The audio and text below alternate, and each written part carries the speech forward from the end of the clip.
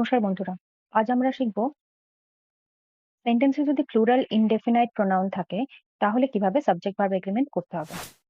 প্রথমে জানতে হবে ইনডেফিনাইট প্রোনাউন গুলোর মধ্যে কোনগুলো প্লুরাল নাম্বার। ইনডেফিনাইট প্রোনাউন্স যেমন অল, ফিউ, সেভারাল,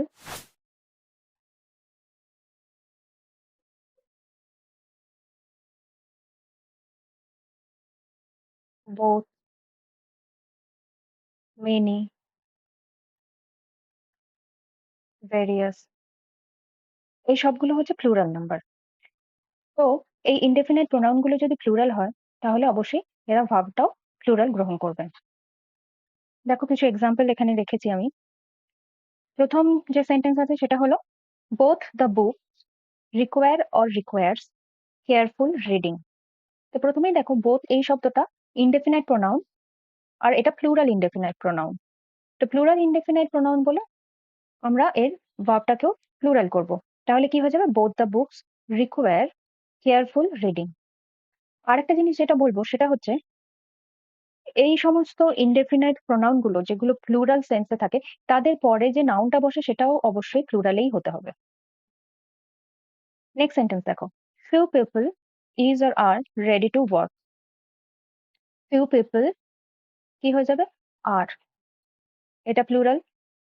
আর ফিউ এটা প্লুরাল ইনডেফিনাইট প্রোনাউন, এরপরে প্লুরাল নাউন, ভার্বটাও সেই জন্য নাউন হয়ে গেছে। Next sentence, a few students was or were present there.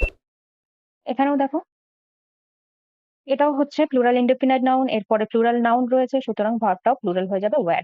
A few students were present there. Next, the few members who was or were present in the class was or were very intelligent. The few, the few plural indefinite pronoun, তারপরে নাউনটা প্লুরালে আছে members, সুতরাং ভার্বটা হয়ে যাবে plural wire, এখানেও ভার্বটা হয়ে যাবে were. The few members who were present in the class were very intelligent. Next, various, various departments was or were opened. তো ভেরিয়াস, ভেরিয়াস এটাও হচ্ছে প্লুরাল ইনডেফিনাইট।